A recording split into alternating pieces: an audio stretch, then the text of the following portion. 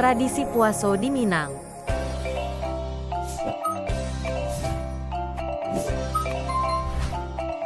1. Mandi Balimau. 2. Maaf-maafan.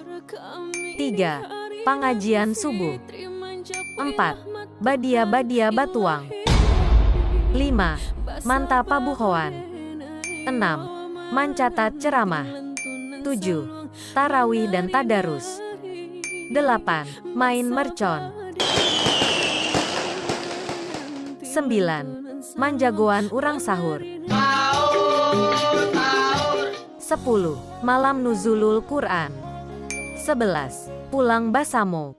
Abad tahun rantau menjadi labuhan hidup. 12. Malam takbiran.